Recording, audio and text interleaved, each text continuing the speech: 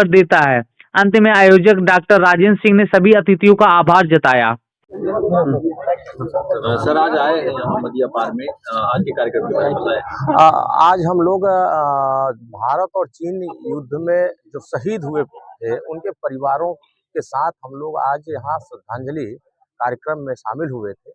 और जिस तरीके का यहाँ कार्यक्रम का आयोजन श्री राजेंद्र सिंह जी के नेतृत्व में किया गया और एक इस देश के प्रति और भारत के प्रति जो हमारे सैनिक शहीद होते हैं उनके याद में हर वर्ष की भांति यहाँ कार्यक्रम का आयोजन किया जाता है और सभी को इसमें शिरकत करने के लिए बुलाया जाता है। इसी कड़ी में हम लोग यहाँ आए थे और ये कार्यक्रम में आने के बाद बड़ी खुशी हुई कि इस देश के प्रति जो भाव रखते हैं श्री राजेंद्र प्रताप सिंह जी, ये भाव यह बताता है कि जो शहीद परिवार को सम्मानित किया जाता है, शहीद परिवार को एक स्थान दिया जाता है, वो इसकी जितनी ही प्रशंसा किया जाए कम है। क्योंकि इस देश में शहीद एक नाम जो दिया गया है, शहीद नाम लेना बड़ा आसान है, लेकिन इसकी एक बड़ी कहानी होती है। वो कहानी ये होती है, ये त्याग की कहानी होती है, ये कहानी समर्पण की होती है।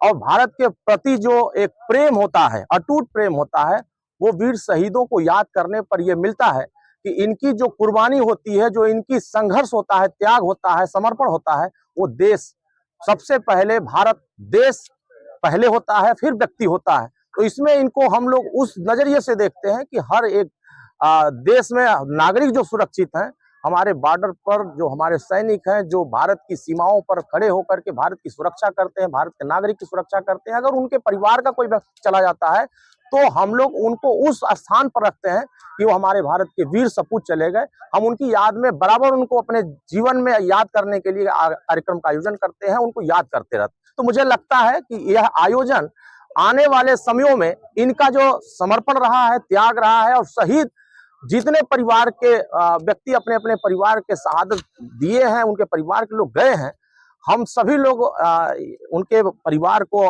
साथ हैं और जो लोग चले गए उनको श्रद्धांजलि अर्पित करते हैं। आप आए हैं कार्यक्रम में शामिल होने के लिए, क्या कहेंगे?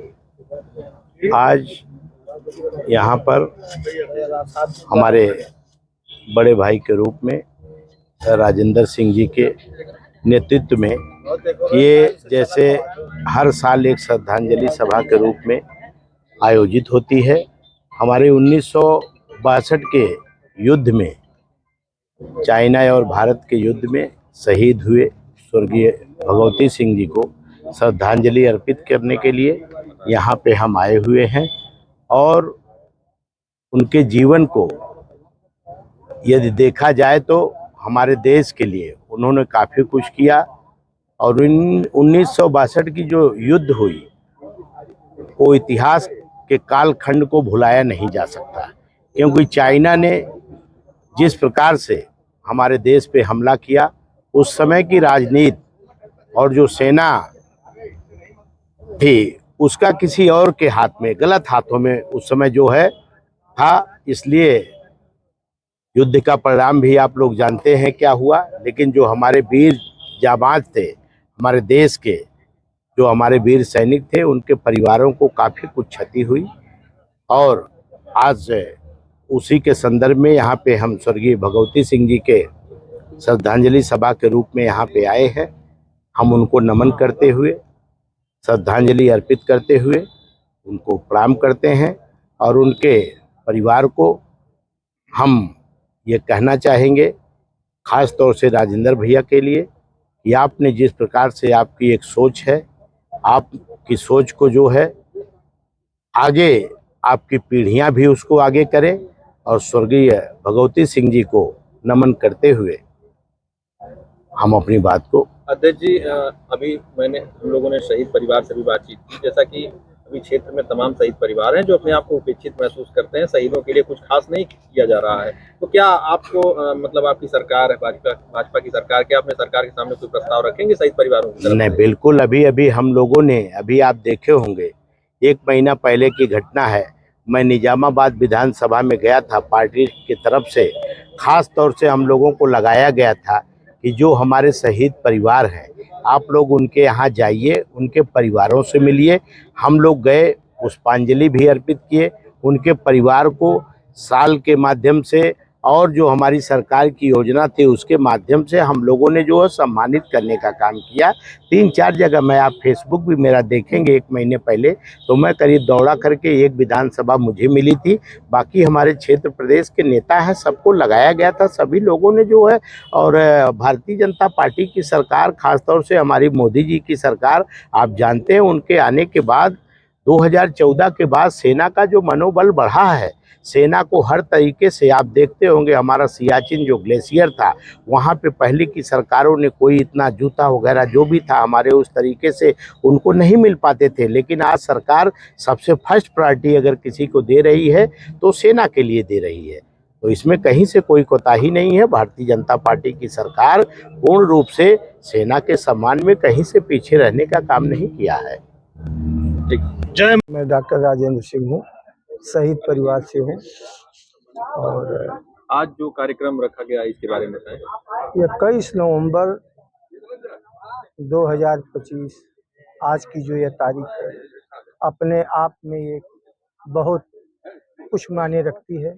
आज के ही दिन ये भगवती प्रसाद सिंह 26 साल की अवस्था में लद्दाख में चीनी सैनिकों से युद्ध करते हुए अपना अंतिम बलिदान दिया था और अपने पराक्रम से चीनी सैनिकों के छक्के छुड़ा दिए थे।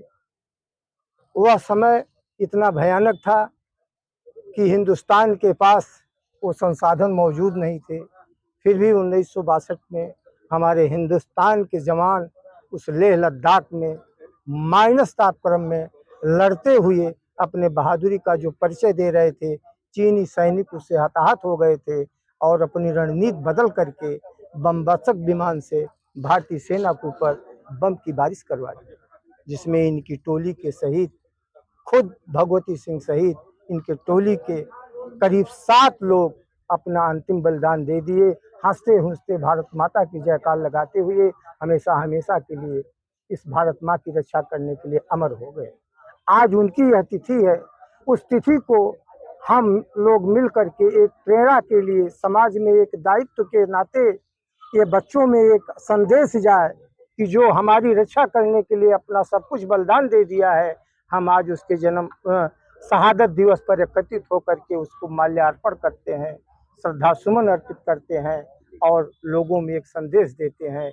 यही हमारी कामना है। इसमें हमारे क्षेत्र के लोग, हमारे सम्मानित लोग, उसी कड़ी में आज ये अरुण बाबू जो अपना कार्यक्रम सारा रद्द करके इसकी प्राथमिकता को देखते हुए यहाँ आए हैं। अब इससे बड़ा सौभाग्य क्या होगा। ये शहीद परिवार भी इनका आज सदैव सदैव के लिए ऋणी हो गया। इन्हीं शब्दों के साथ हम अपनी सरकार के सामने कुछ ऐसी मांगे रखना चाहेंगे शहीद परिवारों के लिए, क्योंकि कई बार देखा जाता है कि कई शहीद जो हैं अब ये व्यथा बड़ी लंबी है, कहने के लिए तो बहुत कुछ है, सारे लोग कहते हैं, लेकिन आज हम इनको पाए हैं और ये जिनके पुत्र हैं उनकी बाणी में बहुत दम है। हम उनको आज से नहीं जानते, बहुत दिन से जानते हैं, जब बनारस में थे तब से जानते हैं। वो संघर्ष करके आज उस ऊंचाई पर पहुंचे हुए हैं। तो हमें उम्मीद है कि अगर उनकी छत्र छाया यहाँ रहेगी तो निश्चय ही इनका सम्मान बढ़ेगा, इसमें दो राय।